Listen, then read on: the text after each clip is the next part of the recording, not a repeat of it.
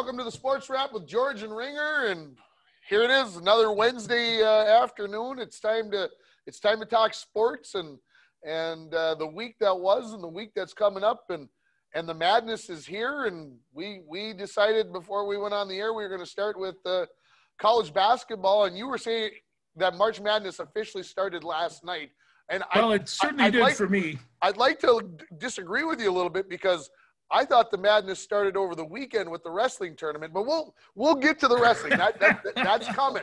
I was referring to the basketball madness. Basketball madness. Yeah. I did nothing but watch wrestling throughout all the time it was broadcast. And the next morning, I found myself watching the first round again, and I said, enough. We can wait till the second round and be cautious with that. No, there was some real extreme wrestling. Some incredible athletes, and we'll get into that later. Yeah. But I'll tell you, last night, tell everybody why you think the madness for basketball started last night. Well, last night I just flipped it on, and they had BYU and Gonzaga, and this is for their conference championship. And Gonzaga's got a 25-game unbeaten streak going into this. In fact, they've got, over a course of a couple of years, they haven't been beat for a long, long time. And, and they have this young Jalen Suggs from Minnesota, so I keep an eye on him. The Minnehaha Academy's favorite son these days. So I've been watching kind of Gonzaga, but I watched pretty much the whole game last night. And Gonzaga came back from a 12-point first half down. They've not been down at halftime all year long. And they were 12 points down. They came back, and they started nibbling away. And Suggs threw up a three-pointer, and you thought, threw. I like that word because, yeah. It did. And then the second one he did, and they were back-to-back threes, which really kind of crushed BYU because they were still in, 11, 12-point range. They were still in the ball game. And he hammered this second one. It was kind of a between his legs, step back, about a 36, 37-footer. And talk about nothing but net. I'm not sure it hit the net. It just right through.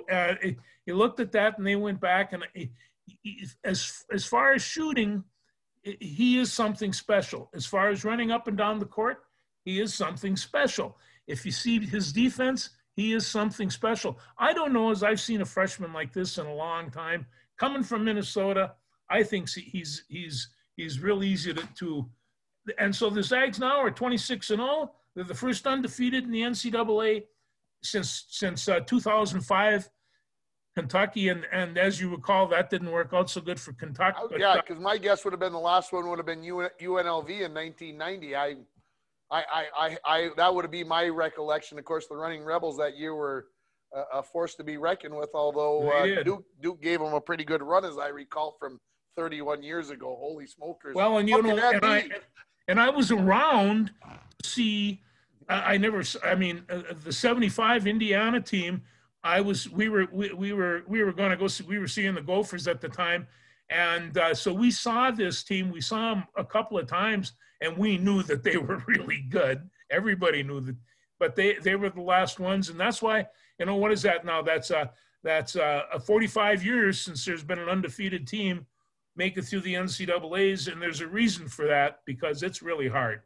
Yeah, it's real hard. Everybody's going to give them their best shot. Yeah, the first three-pointer that Suggs hit last night was very nice, very picturesque. The second one he hit, I think he forgot that he was playing college basketball. I think he thought he was back at Minnehaha and said, "It's time for a dagger here right now." And like you said, he just stepped back and pulled the trigger. There was no thought to it. There was no, this is a big moment. I'm in the gym. There's a guy I got to pick in front of me, and I'm going to step back. I'm shooting this son of a gun. And when he let it go, you could see in his face, that thing is going in. He's something special, no doubt about it. Yeah, he's, and so I asked the guru, is there any chance that he's going to make it past this year? And he said none. To which my mind started moving. The Timberwolves, if we're looking for a point guard, they might want to start with here right there because what's really amazing? Up and down the court, he is really super fast. and 6'3" with great elevation, a concept of the game. It's that quarterback attitude that he has, you know. Here's the problem with that. It's a great story. Kid comes home, gets drafted by the home NBA team, blah, blah, blah. LeBron had the same thing. Here's the problem with that. Okay. The Timberwolves draft people and they get destroyed. They crumble like a big building that's got explosives all over them. Everybody who's come there, Christian Layton or J.R. Wright or Cat just look like we're going down that road. What's that guy we sent to Golden State here? Wiggins. Wiggins, yeah. I mean, come on. They come in and they just Kevin Love, Jeezy, when we got him out of UCLA, everybody thought, man, this is – And that Griffin. That Griffin kid, he was here for a year. Yeah. So Suggs – I would love to have him back. You know, him and Ant playing together. What kind of fun would that? Well, you know, I have to say this, and I don't want to bring up any false comparisons, but I'm old enough to say that I saw Magic Johnson play when he was a freshman, and I had never seen a basketball player like that before. I watched him play against the Gophers. He scored 9 points and completely changed the game. Had about 13 assists, and I watched Suggs with a couple of his passes, and I thought they're not of Magic quality yet, and he's not 6'9" like Magic was. Therein lies the.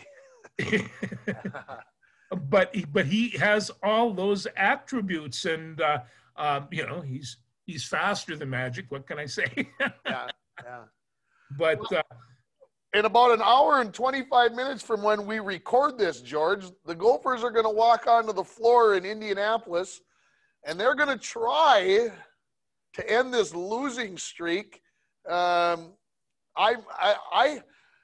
have to really, George, I don't know if I'm going to watch this game at all. I don't know if I'm going to watch it because I can't. I don't want to deal with the aggravation of this team any longer. The curiosity, which killed the cat, of course, of whether Kelcher is healthy enough to play. I'm sure I could find out on the internet or Twitter if Robbins is going to play. I probably could find all that stuff out. But it doesn't even matter if they're back because no, that's okay. Because, I'll tell you, one of the things is that, if they came back tomorrow and say, okay, they're physically able to do, they haven't played for a number of weeks. And I think that Liam Robbins has a high ankle sprain. That's what it sounds like. And they brought him back a little bit too early. Never give that thing a chance to heal. He needs a little George Frank contrast bathing, I think. Well, yeah, he'd be fine. We could do something like that. And the other thing is Gabe Kelcher and I. Oh man, for a ball player, if I had 5 like Kelcher, you'd be great. He's not going to play either. So I'll tell you what they do have though. They have a first team all Big Ten guard. And they have, in my mind, and I'm saying this both as a Gopher fan and an optimist, they have Brandon Johnson, who has not yet played his best game as a Gopher. And these guys right now, they really are dedicated to Patino. Not to mention, So you think the kids are gonna play the card that we got to go out and win for Patino? It's not only that. Every Gopher that hits the floor tonight, and this is what's going on the radio down in the cities. It's a cliche. I know this, but they better leave it on the court. If they want to go out there and play scrappy, demanding defense. And I mean, and without Kelcher, I don't know where that's going to come from. But if they can go out there and play scrappy defense, I think that there are people on this Gopher team that have shown enough potential that if some of this come out tonight, who knows what could happen. Northwestern is not that good of a basketball team. Northwestern is not, but they won 3 to start the league. Then they lost 13, and then they won 3 in a row. They're on a 3-game winning streak right now. Yeah, and they did it. They started on the back of the Gophers too by just beating them up. But, at the time, I think that the team was probably trying to, they've been relying on Kelcher for leadership and Robbins because, well, he can block anything within 20 feet, and he's just a good all-around basketball player. And at 7-1 or something, boy, he's missed. They're both missed. But there are still a lot of basketball players on there. Whether they can cover the paint and rebound, that's kind of where the key is in my mind. Well, Carr went for 41 against Nebraska last week, and then he scored 8 the next time the or whatever it was, Thursday, Saturday, however it worked out, the days of the week, however that worked. And you kind of look at that, and of course, that was Saturday because they played Rutgers on Saturday, and I had a hockey game. And anyway, which it seems like I have every day, but that's another story for another show. Anyway, to me, they have to get them open. Well, that's what Uncle Paul had to say. He said, Tim, they pretty much ran 2 guys at him. They basically double teamed exactly. him. They basically played a triangle and 2 to take him out of the game. And so you got to believe that Northwestern saw that. I mean, the tape's out there. You got to believe. But other teams have used that too. So if he doesn't understand the game, that he's got to give it up and whatever else, then where and there's nobody else who can step up. I just don't see this team. I just don't see this team making any noise. I honestly, I was so wrong last week on a couple of predictions. I hesitate to make another one, but I don't think they win tonight. Well, you see, this is the situation that it's hard for people to conceive. For 5 weeks, they were one of the top ranked teams in the country, and they were beating some of the top ranked teams in the country by a lot. And when people were just, how can it go from the top to the bottom? I mean, we're talking chicken to feathers here right now. And I think that people are starting to. That's why Patino is gone. That's why Patino is going to be gone, because there's no consistency. Of course, here, let's go to the other extreme on this. Let's talk about Michigan State, who is making themselves. You remember watching the Gophers in Michigan State? I think it was in late January. Yeah. Michigan was playing at the barn. Yeah. And Michigan State looked horrible. They couldn't throw it in the ocean. They couldn't defend. They couldn't do anything. But in true Tom Izzo fashion, it's not the product that you worry about in December or January. It's the product that you've got at the end of the season in March. And right now, they've beat Michigan and made it look like they. Oh, and they beat Illinois earlier this year. They beat Indiana, and I mean, I remember about 3 weeks ago I said on the show, "Oh, look out, folks! Here come the Spartans," because this is Tom Izzo's style. You've seen his teams. I remember one year they played a basketball game on an aircraft carrier, and I thought, "Oh, it's going to be a long year for the Spartans." And they were in the Final Four. So, it's just, he's a very good coach, He's a very good coach. And so, to me, it's how you finish. And so, like I said, Patino's had his chance. Yes, Kelcher and Robbins, for those that are defending Patino, are saying that it's time for a change, and we'll see that's just my prediction. Anything? How about who do you predict wins the Big Ten tournament? As long as we're making predictions. I think Michigan's going to win it. They were we were talking about it. They have that big Hunter in there, the freshman of the year, and he's playing really well. So they've got a very good team. Also, they got a coach that knows what he's doing, that seems to be able to coach with both feet on the ground at all times. And you would think that maybe he would be a little bit more dazzling, but he's not. He's just a good solid coach. I'm going with Illinois, and I think Illinois makes a big run in the tournament. Okay, I mean, why not? They got a good I'm point guard. talking Final Four. I don't. Michigan could be there. We're going to have to see how the bracket breaks down and Well, all that other stuff. the NCAA is a different deal. Both teams are going to go in the NCAA's, but that's a different tournament. And I think this Big Ten tournament, where it's at and what Michigan has done this year, this is kind of that little inner college thing that maybe they got a wake-up call losing to Michigan State too. Yeah. No, of course, Illinois got their wake-up call with Michigan State as well. Let us not forget. Here come the Spartans. And don't sleep on Ohio State. I know. No. Yeah. So. No, there's a lot of talent out there. I just. We haven't even mentioned Iowa with Garza. Geez, Louis. You know. No, and he's. Iowa's going to retire Garza's number. Come on, are they crazy? What's that? Iowa's going to retire Garza's number. Nobody will ever wear 55 again for Iowa. That's ridiculous. Well, and there's a couple of people that are upset with that because I'm upset with that. I think it's ridiculous. Some other people that have been retired for 30 years that they haven't retired their jersey. Yeah. And it's hey, you run a Hall of Fame. There are kids that you've seen in your time here, and I've seen your time here, that are going to go in that Hall of Fame. It's just they're not old enough yet, and it's just and so you see these, and I think this is kind of that way. So, Yeah.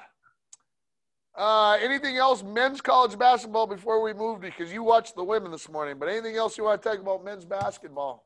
No, I'm looking forward to tonight's game, and we'll see the shocker, and we'll pick up and go from there. So you're telling me the Gophers win tonight, Wednesday night against Northwestern?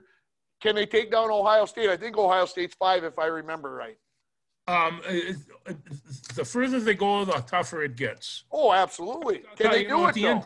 Come on now, you're riding that horse. Potentially they got the talent to win some games. Look at how many games they've won. How disappointed were you the Gopher women this morning? And they're really hurting too. I felt bad for Lindsay Whalen. Yeah. Just she's like swimming with one arm behind her back, and they really took it. They really took it to them that first half, and boy, and they come back in the first part of the third quarter. They scored like 3 points. There was not much scoring going on, and by the time they got warmed up and they finished at the end, I think what were they down by 12 or something? They could have finished 12 points down. Yep. Yeah. So obviously they dealt with I think some COVID issues there at the end. They had some games canceled, just like the Gopher volleyball team has had some stuff done. So I'm sure that took its effect. So I won't judge as harshly on the men as I did there. I'll tell you what, I watched a little bit of the ACC women's championship game on Sunday, mixed in with before the wrestling. I watched a little of the SEC. This women's tournament, I don't know how exciting it'll be in the round of 64, round of 32 games. But when they get down to the final 16 teams, this women's tournament is going to be a whole lot of fun to watch. There's some pretty good players out there that obviously Paige Boker's number one player out of Minnesota playing for UConn, who was named Big East Player of the Year and Freshman of the Year. They only got one other person that's done that, and that was Maya Morris. So you start making comparisons already. But if you would have thought 20 years ago that the caliber of basketball that the women would be playing right now would be at this level, you would have had to take a wait and see. Well, it's gone beyond that level, and I think it's because of the coaching and Title IX went a long ways. Oh, be the first one because it probably cost me my wrestling program, but it went. Somebody said, you got a daughter over there. So what I did, of course, was coach basketball for 7 years. So you adapted, you overcame, right? I adapted and overcame. Good point. So, but I'm looking forward, especially the Final Four, because I'm going to tell you, Paige is coming home, and I don't know, I mean, we've got to start getting people to some of these games. It's how it is for the athletes. I don't know. It feels sterile as a fan, and it's I watched the Twins go down there, and like you said, 2 outs in the 7th inning, and that was the end of the game type thing. And people were just, it's a different deal. It's a different deal. Let's talk Big Ten wrestling. Let's talk Big Ten wrestling. Let's do it. I can't believe we didn't open the show with this, but sometimes you gotta strike while the iron's hot, and I'll tell you, I probably watched not as much wrestling as you did. I probably watched 9 hours of wrestling this weekend. Yeah, which was good. That is good. Which was a lot of fun. Very enjoyable. I watched after the Big Tens got over. I don't know if you were flipping through the channels. Yeah, they went to the Big 12, and then the Big 12 was on for about an hour and a half after that got over, and there was some pretty exciting wrestling there. I don't know if it's the wrestling the caliber of the Big Ten, but boy, I'll tell you what, there were some. Well, they got some really scrappy people down there in Oklahoma. I mean, that's where the Oklahoma Hall of Fame is, or the Wrestling Hall of Fame is Oklahoma. It was wild.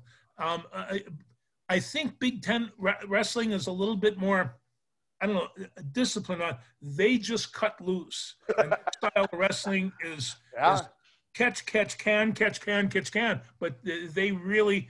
You just sit down and just think, boy, you guys are working hard for my entertainment. But let's get back to the Big Ten. Yeah. I tell you, you started 125 pounds with Spencer Lee from Iowa. He was the Big Ten Wrestler of the Year and my personal favorite, 125 pounds. And he picked out a guy. He got Devin Schroeder from Purdue, which was kind of surprised. Schroeder was the 7th seed, and they in there and they blew the whistle.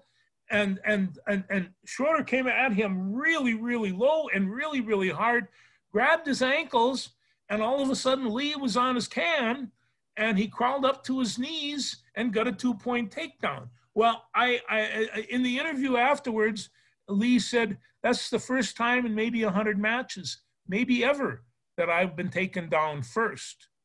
And that is a little bit like poking a bear with a stick.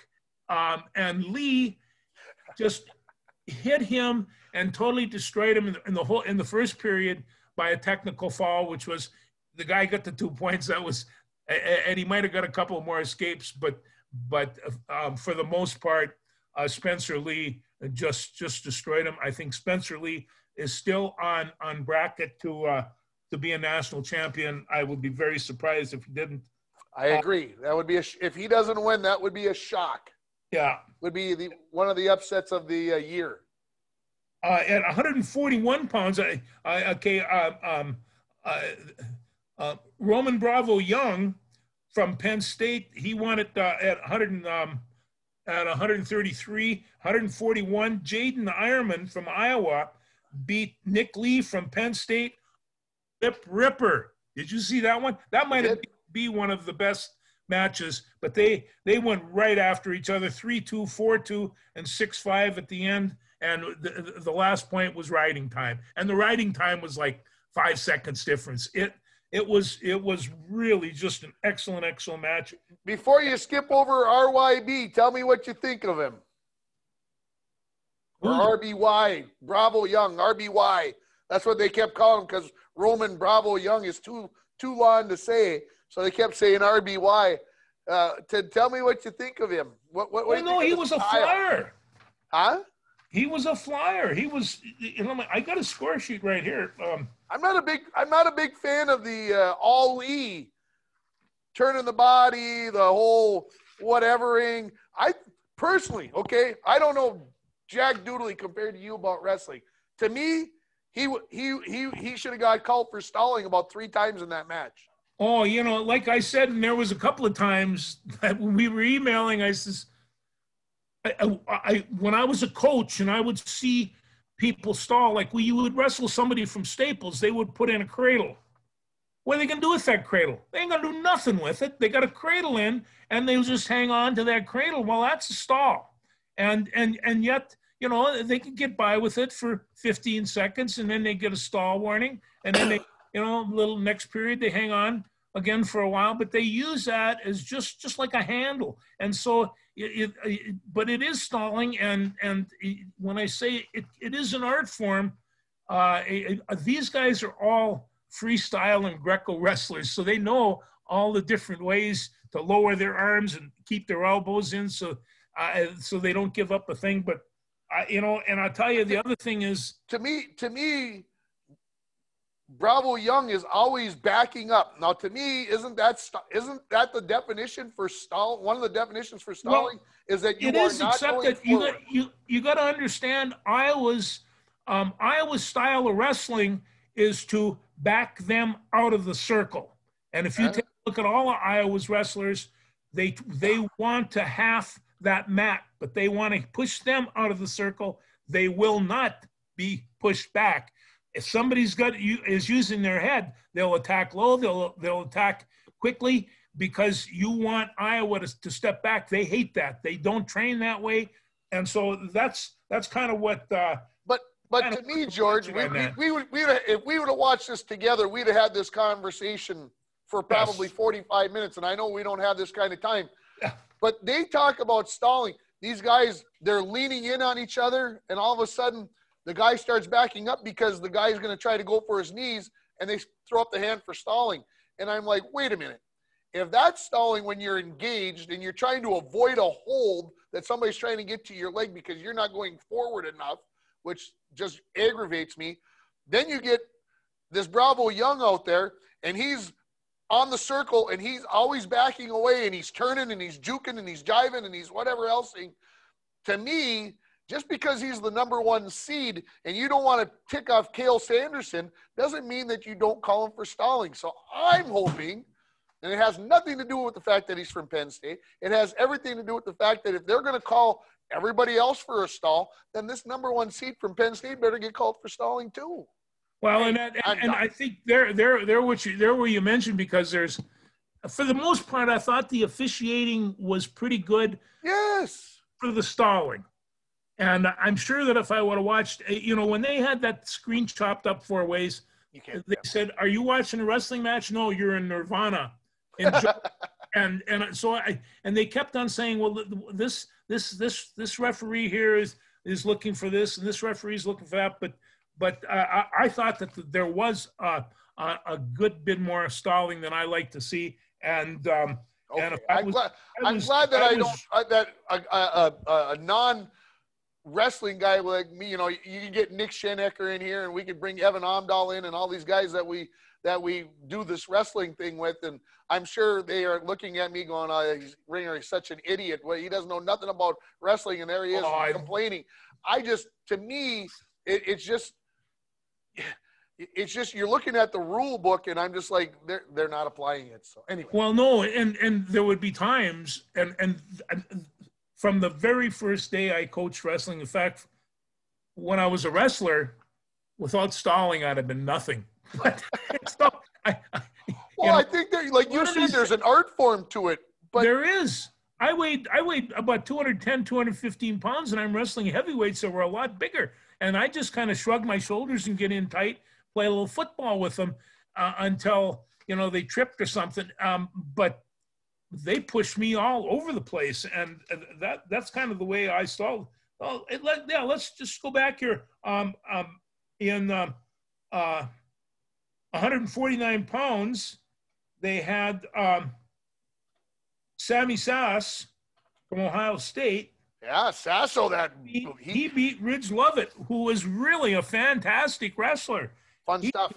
He was number 7, and he's from Nebraska.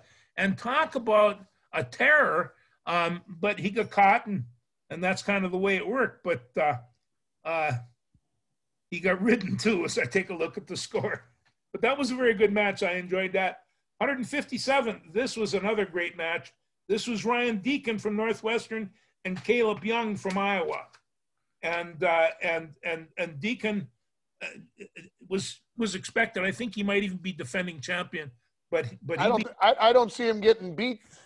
He's just too advanced. He's too whatever. He's got it going on right now. I mean, upsets can happen, but he definitely seems to be going in the right direction. Then the 165-pound Alex Marinelli, they call him the Bull, Tim, and he looks like a bull at 165 pounds. I'll bet you the day after wrestling, he don't weigh 165 pounds. He is really pieced together, and he wrestled Ethan Smith and beat him 3-2. And I have down in parentheses stalled the last minute and a half. I agree. To lead and a bull does not stall. No, but he did in this case.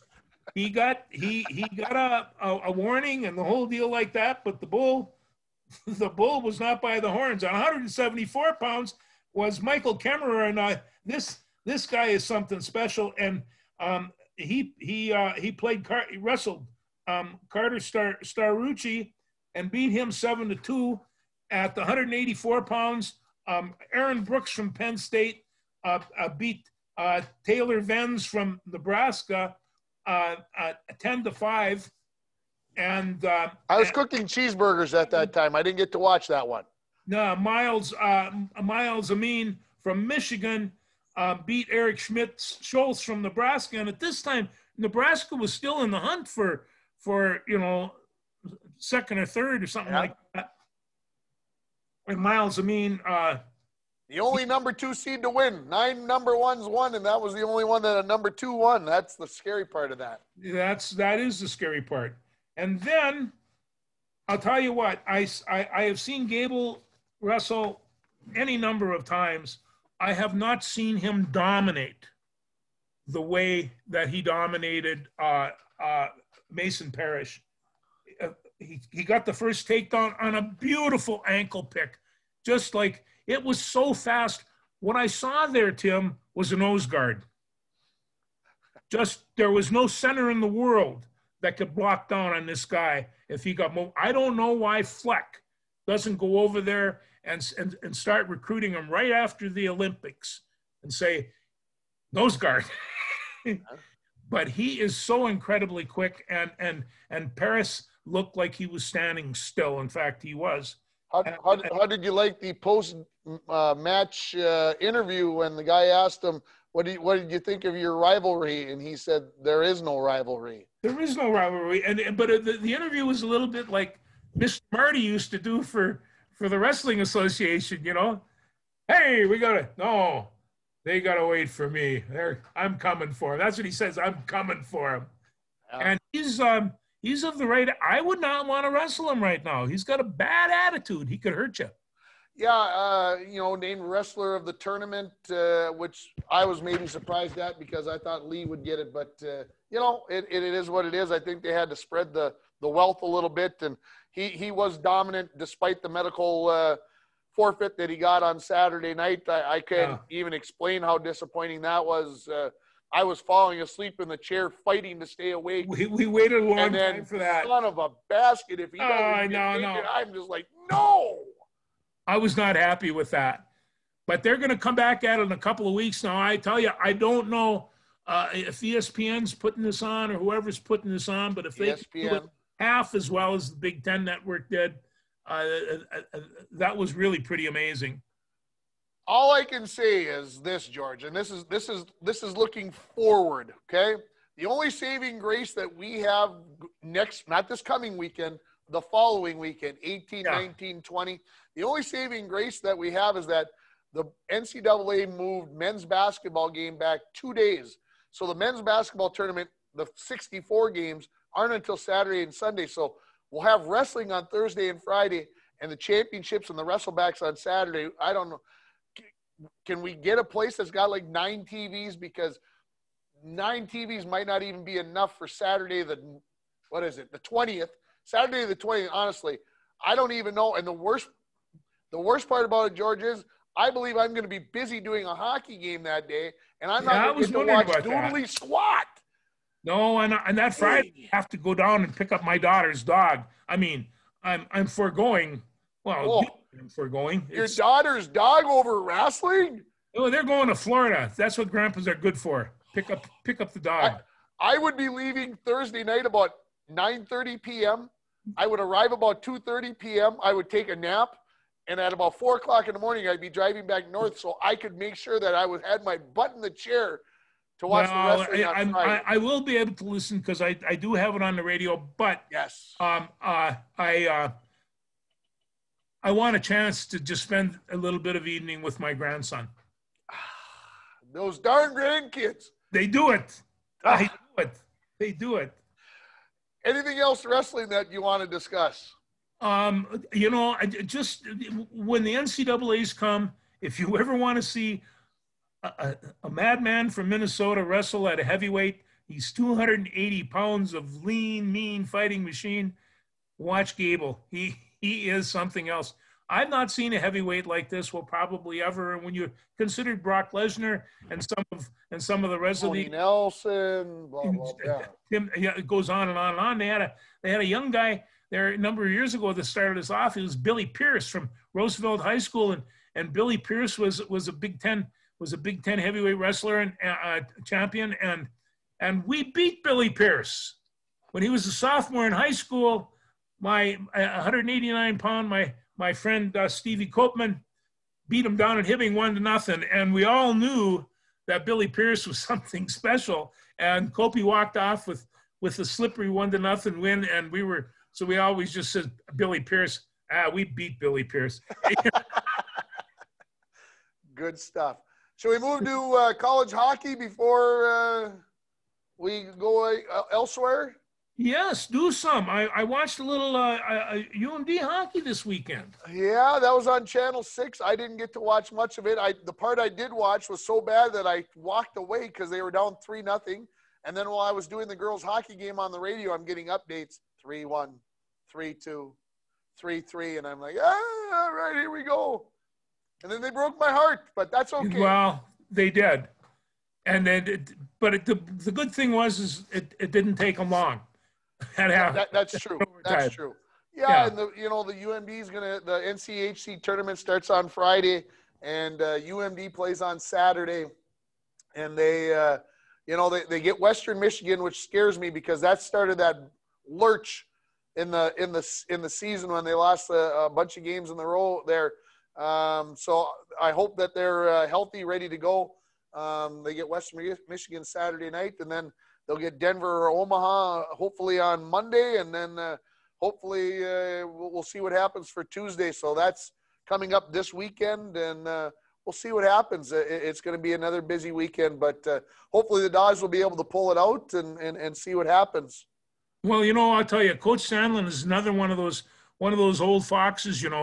His teams will get better as the season rolls on, and you tell me who's a better tournament coach than the big thing is that not that the defensemen have been bad. It looked like Ryan Fanti was going to be their goaltender walking through, and now Stacekall's been in net the last couple of games. So that's the only thing. Usually by this time of the year, Sandlin's got his goaltender picked out, and he's played a bunch of games in a row.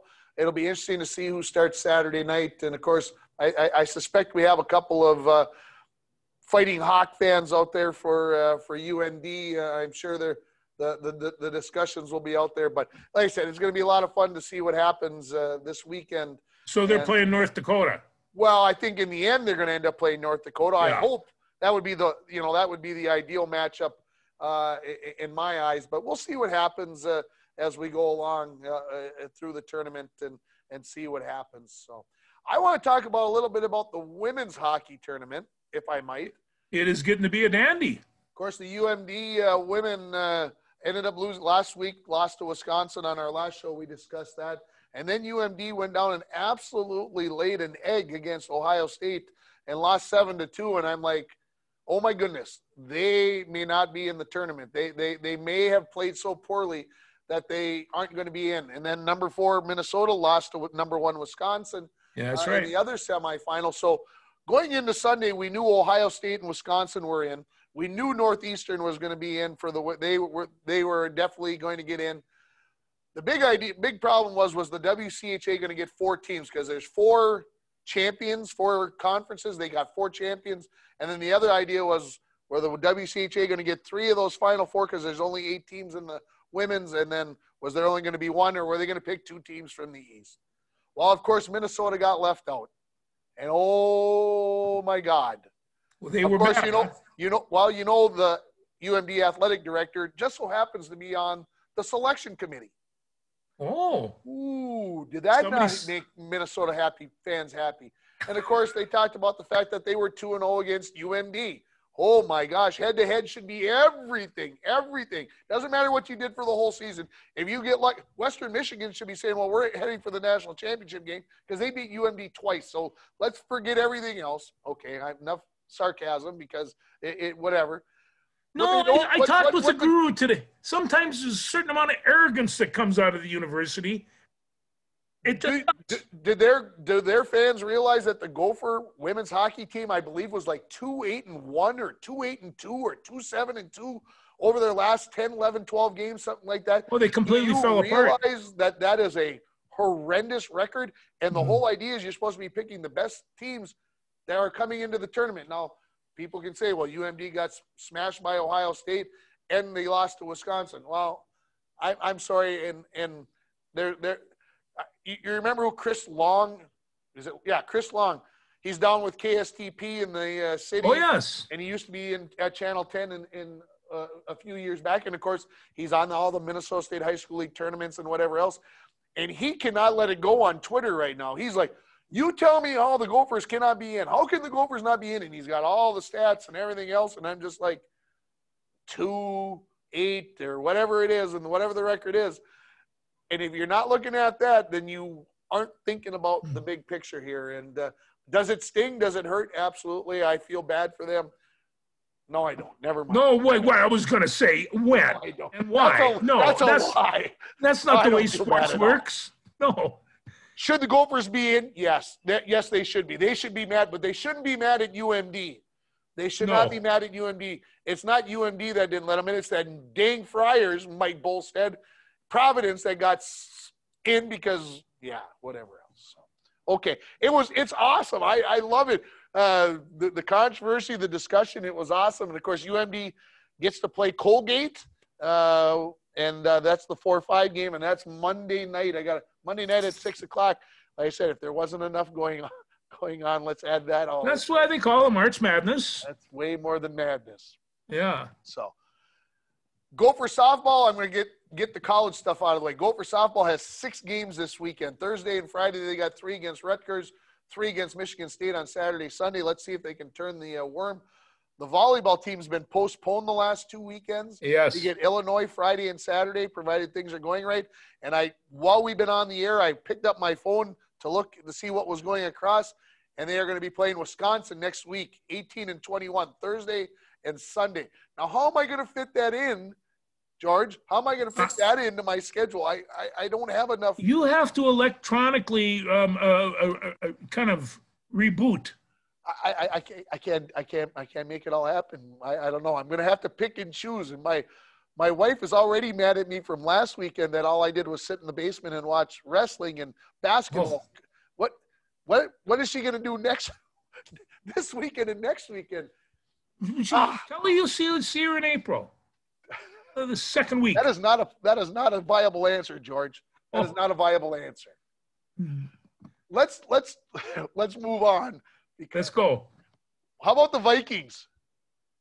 I'm telling you, and I have this down as a line. Vikings drop kicker Dan Bailey.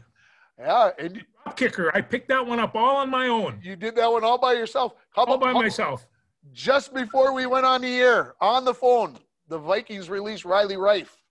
Oh, they did too, huh? They did.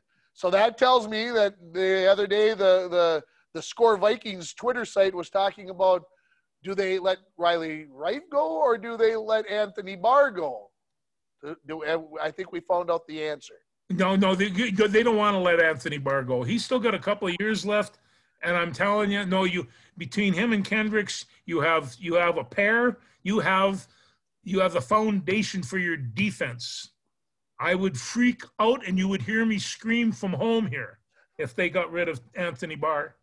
Well, When he was in college, he was a running back, for crying out loud. They changed him from a linebacker into a running back, and he banged people around. 6'5", 235, 240 pounds. I'll bet you that was a nasty little tackle. yeah, absolutely. So the Vikings making some moves, and of course, the Score Vikings. If you're on Twitter and you're a Vikings fan and you don't follow Skull Vikings, I think it's Skull Vikings on Twitter. You got to go out there. They are continuously stirring the pot with Vikings fans. It is crazy what they do. They are proposing that the Vikings should trade to New England. They should trade Kirk Cousins to New England, and New England would get something. And it was just like, oh my, who dreams these things up? How did we get anyway? It's if they brought in a Messiah to change the world, and they didn't like him at the year and a half, they'd hang him out to dry as well. So it's just like, never mind data on this. Oh, how does Kirk Cousins come up on data? I don't know. I thought he was like 6th or 7th at the end of the year last year. Great ratings, some terrific games. And of course, I'm a numbers guy, so I like that. And they were talking about Dan Bailey when he got cut yesterday or the day yesterday. And they were talking about blah, blah, blah, blah. And somebody goes, he's still the 6th or 7th or 10th most accurate kicker in NFL history. And I'm like, okay, you're going to keep throwing that. He was 68% on field goals last year. 68%. Don't tell me about what he did when he was a rookie. I don't want to hear about that. He had a bad streak, okay? A bad streak? He had a bit of That's being nice, streak. George. It was a horrendous streak. It was like... Yeah, but keep in mind, this fall, he will pick up with another team. And he'll kick the crap out of the ball, and we'll all be going, why did we let him go? Yeah, something like that.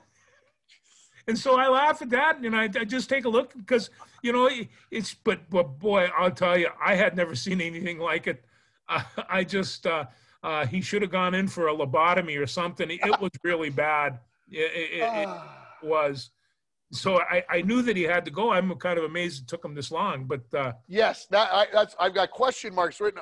Why did it take so long? Why did it take that long? They knew in December he was. Maybe they were trying to trade him. I don't know. I don't know, maybe either. But, it's like when he was missing all those extra points, that's bad.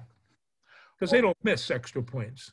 In theory, it's a 33-yard kick. Yeah.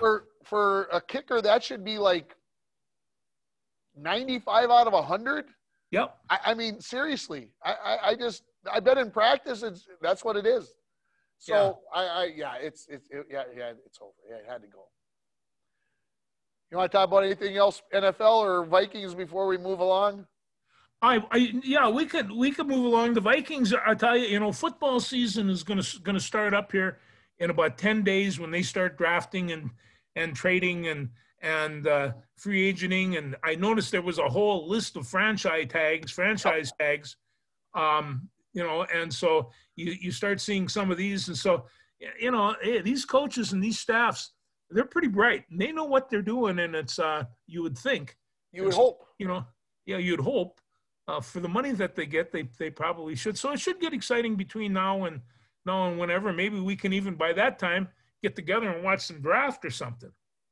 How about the Twins? What do you think? They tell me that Adam Simmons at shortstop has tightened up the defense from third to first. There were people watching him play going, they're players. And so I think I can't wait to see it. I can't wait to see him play because, obviously this is a guy that I'm not too familiar with. And so to see what this guy supposedly can and cannot do, does this mean if he can play so well defensively that we don't care if he bats .218? Yes, that's exactly what we're saying. All right, But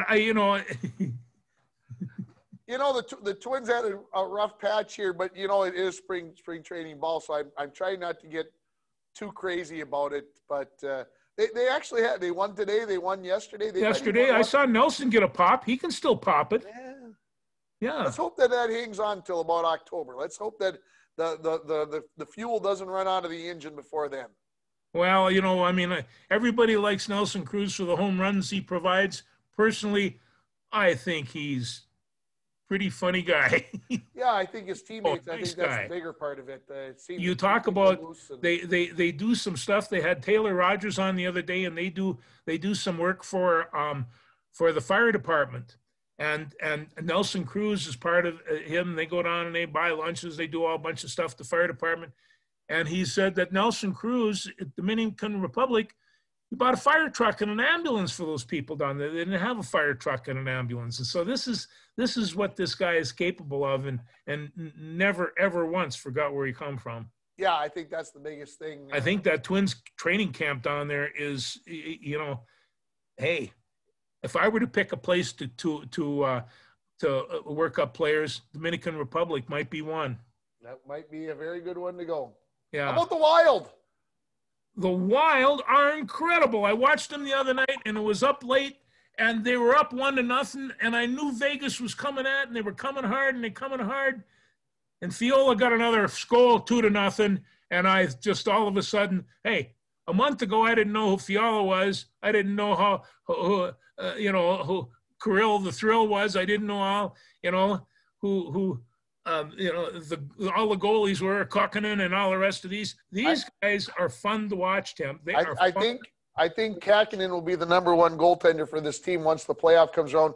No disrespect to Cam Talbot, but right now the Kakkonen is out of his mind right now, and there's no reason to believe that it's not going to continue on. They lost a pair at Vegas, then they went to Arizona last week and got a win, and then lost and came home, and they get Vegas again tonight on Wednesday night, and then they get Arizona for 3, and then they'll head back out on the road. And of course, they haven't played Colorado quite enough, or St. Louis, quite enough yet. We'll have a big run of St. Louis games towards the end of March and into April. So this team is a lot of fun to watch. This is a tough stretch. People might say I'm stretching this. The Bronco boys hockey team played Virginia on Monday night. And if you didn't get a chance to watch it, I think that it's still up on the ISD 361 Home of the Broncos YouTube page. The Broncos haven't played a period of hockey like that all season. It was so much fun. And I bring that up because we're going to talk more about it here in a few minutes. But it reminds me of the way it seems that the Wild are playing right now. When Kirill gets out onto the ice, the team seems to be a little more freewheeling. They're not that they're taking chances and leaving the defenseman hanging, but everybody's buying in, everybody's aggressive, everybody's whatever, because I think they all stuck their finger in the socket before they came out on the ice. Kirill hits the ice. He is just staticky. He is all over the place, and they look for each other. Their passing has been just superb. When that line goes out, you just say something's going to happen. And we haven't been able to say that about Wild team in a while. Yeah, and of course, we had the whole Parisi thing that we discussed last week. That seems to be a non-issue. It's all just whatever. Sometimes that has a tendency to linger. Zach took the high road. I bashed him pretty hard here on the show last week and said that he probably won't be a member of the Wild maybe by the end of the season. I still think that that's the way it's going to be, but he got his nose right back to the grindstone. He sure played well the other night. Yeah. So whatever it is, I'll tell you, when I get a chance to watch the Wild play hockey, I'm going to do it. And I don't believe I've said that in a while. The big thing maybe for NHL hockey fans is that ESPN signed a 7-year deal today to bring you hockey on a regular basis. Of course, NBC Sports Network, I don't understand this. I guess making millions of dollars isn't enough. You got to be making billions of dollars or something. But supposedly the NBC Sports Network isn't making enough money.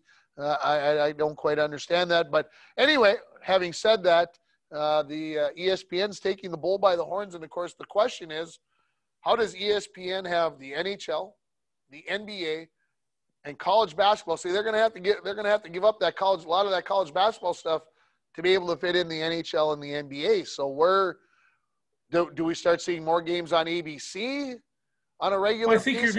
you're going to start seeing more organizations like Big Ten networks and the Notre Dame network and Southeast Conference network, and they're going to be picking up more of the college stuff that ESPN. Yeah, it's only probably going to be like 12 hours a week, maybe 15 hours a week, but you still got to, a hockey game is 3 hours, a college basketball game is 2 hours. So now you got to move the pieces. You do, and it's just that's 2 hours broadcast time, 3 hours broadcast time. There's a lot more to it than that, as you and I both know. And the other big thing I think is NHL hockey will probably start in October. Well, that's right in the midst of college football season. So how does ESPN move their college football around? So it's going to be interesting. I obviously, as a sports fan, it's a great problem for ESPN to have. They're trying to find ways that they got to try to make money because, of course, they're bleeding pretty hard. But obviously, they felt that the NHL was a good place to get back to. Anything? Oh, I have one other thing that I have to talk about. Of course, there's some pretty good. The fifth major in professional golf is on this weekend. Yes, the Players Championship, the TPC at Sawgrass, of course, is on, and of course, golf knows that they're in trouble. So what do? They get some controversy started. Did you hear about the 18th hole?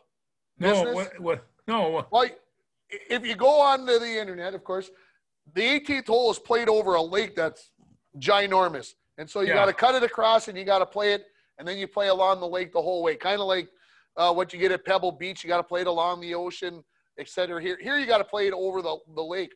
Well, if you play it over to the left, over onto a different hole, it's a whole lot safer. And of course, DeChambeau, who won last week, he can hit it that far, and he could play that way. Well, the PGA says no, you're not going to do that. That's going to be an inside of the golf course, out of bounds. I've never. Well, that's always been decision at that hole, hasn't it? Well, they've never let them. Nobody's ever really done it before. They've done it at different venues, but not at this one. Okay. And so the PGA says we're not even going to get into this waiting business and whatever else. We're taking it out of there. I think it's hilarious, and of course, Bryson won last week and hitting the ball around all over the place and bulking up and doing whatever at the end. So it'll be interesting to see what happens. And of course, it's only a month till Masters. So here we go. No, and every time I see about golf, I remember talking to Coach Milosky, and he was talking to a bunch of us, and he says professional athletes they're all in good shape. Except for golfers, they're soft. She said, "Not anymore. No, not anymore. You don't see many soft golfers out there." No, they all lift weights. I watch some of their exercise programs. They're amazing. Anything else that you want to discuss before I do the high school and we get the big finale? Anything else you've got before you're? I'm looking over my stuff. I have the schedule here. Wednesday, game 1 and game 2 tomorrow. Maryland and Michigan State at 10:30 in the morning. Ohio State and whoever whoever wins Northwestern Gophers at 1 p.m. Rutgers, Indiana, and Wisconsin against the winner of Penn State, Nebraska. And then Friday quarterfinals, Saturday semis, and Sunday championship 2:30. And that is, I believe, on CBS. So CBS, yeah. College basketball. Yeah. So. Anyway, so that is the end of that thing. And one of the articles I pulled out, as long as we were still talking about it, West contenders meet again.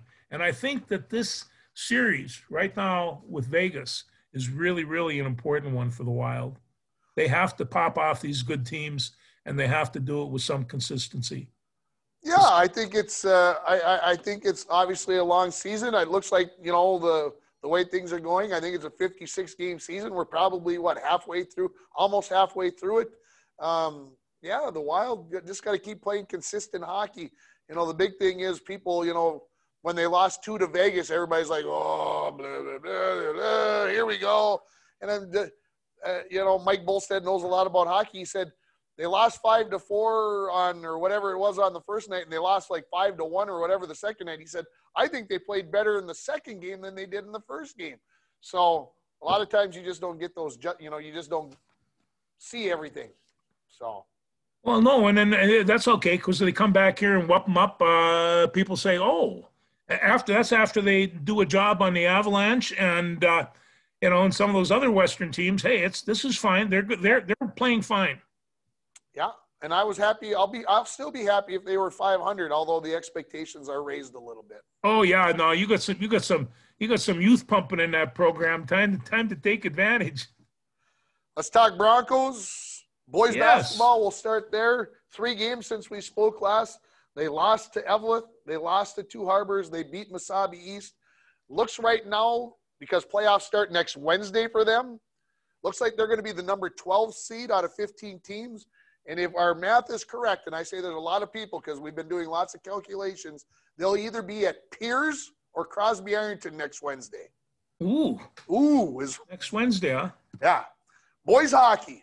They beat Ely, lost to Red Lake Falls and to Virginia MIB. And that Virginia game, like I said, the Broncos played just a phenomenal first period. We're down 1-0.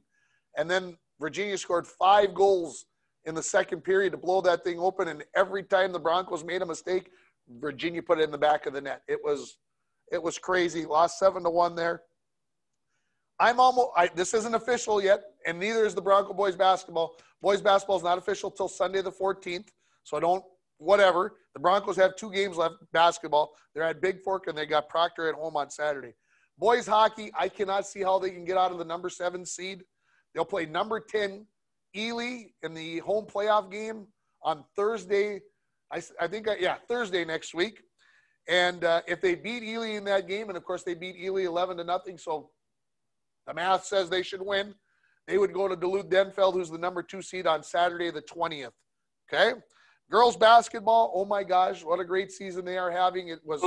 I got to watch my first live basketball game on Tuesday night against Hibbing, one of those teams that you just want to beat. The Broncos, and you were having fun too. Had fun doing. I was turning the camera at the same time. It was tough. They beat Ely and Hibbing. They lost to Duluth East. No crime in that. They've got Nashwauk Thursday night. That's their final game. They're sitting at 9-6, hoping to get to 10-6. Looks like they're going to be a number 9 or 10 seed, unfortunately. They just lost to the wrong teams early in the year while they were getting things figured out. Looks like they'll be 9 or 10. They'll be playing either at Evelyn or at Mesabi East in the first round of the playoffs, and that's next Thursday night, the same night as the Bronco boys hockey game.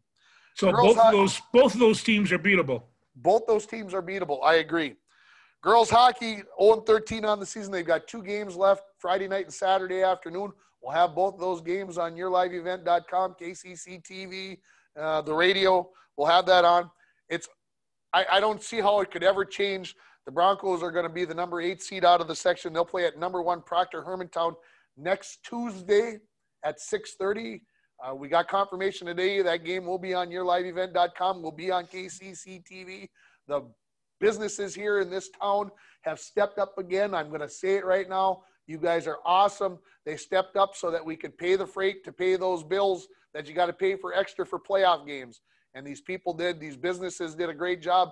So if you're going to watch these playoff games when we're on the air on KCC TV and yourliveevent.com and you see these businesses, you got to get out there and thank them and support them for what they do to bring you these games, because we couldn't do it without them. Bronco boys swimming and diving, the diving tournament, when you people watch this, will be already probably be over. The diving part of the section tournament will already be over. That's on Thursday. The swimming part is on Saturday. The Bronco boys ended their season with a 90-88 dual win over Mesabi East. They had lost 89-87 to Mesabi East at home earlier this year. The boys ended up 4-5. They're looking to get a couple swimmers to the state tournament, which would be the following weekend. So there's your 5 winter sports. Spring practices, all of them start on Monday, the 29th of March. Okay? Usually they all don't start at the same time. This year, because of everything that's going on, They're all starting at the same time, and they get all their games. So you know how football was a little bit short, all the basketballs and hockeys were a little bit short. Spring sports right now, baseball and softball can have 20 games. Track can have 14 meets. Golf can have 16 meets. Everybody's wide open to do what they need to do. So, hey, we're and look at all that nice weather out there. Except we're going to get some snow possibly tonight. It gets you, thinking about spring sports. Yeah, springtime's coming. Besides, it's mid-March, and we've already had 61 degrees. I think spring's going to come. Absolutely crazy. It is a little bit weird. It's obituary time. Yes. Let's do her. Our obits, they've taken on a ploy of celebration. This one's a little bit harder. Yeah. We're talking about Mark Pavlich from Evlith.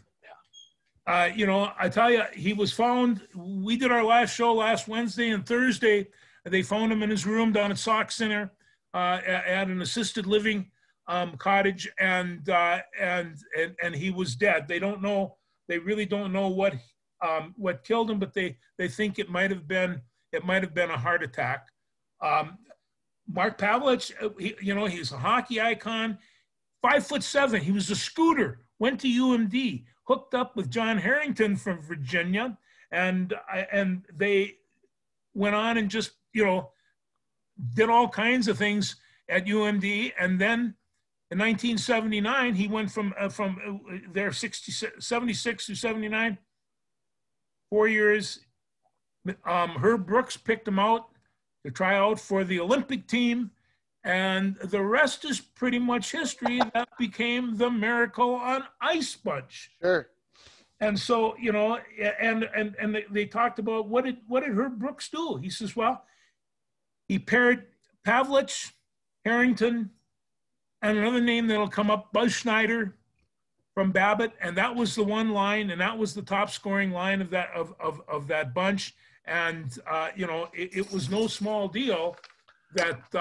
I did not realize that Pavlich had come up with the Conehead name for that line. I didn't realize they were the Coneheads, but I didn't realize how it had come up. Well, that's because they were all Rangers, and the other teammates, But Herb had him down skating around cones. He didn't really want to talk with those guys. I don't know exactly why, but obviously he didn't. Whatever, he had him down skating around the cones, and Pavlich said, "Well, we're the Coneheads." So they were popular on Saturday Night Live at the time. So yeah, they were, and you gotta, I just want to run through just a short list. This is some people: Bill Baker, Mike Rosioni, Neil Broughton, Dave Christian. I think it's a pretty good lineup here. And of course, Herb Brooks. All these are all Minnesota people. And of course, the last play of the Rush games against Russia, Pavlich hit Mike Rosioni for the final goal, and Rizzo, as Pavlich called him, scored the goal. He went on with the New York Rangers for 5 years. He scored 76 points his rookie year, which is still a record. 1983, he scored 5 goals in 1 game, the only American to ever do that.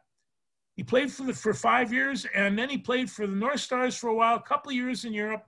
He played 2 games. They had a try. He wanted him to come back out at the opening of the San Jose Sharks. He played 2 games, got an assist, and he retired. From that point on, a lot of tragedy hit. He lost his wife, and then they started thinking about some of the neurological problems that he was having, and it's like his sister said, too much trauma, too much hurt, a life cut short. And this was words from his sister, and I think that they are going to donate his brain because they think it's very much damaged. Well, it's going to be very interesting to see what the results on that are. I mean, it obviously, if that is the case with is it CTE? CTE, yeah. If it comes back, I mean, that will help to, I think, explain a lot of the things that have been going on. Yes. The mental health issues are still hard to figure out, to assess.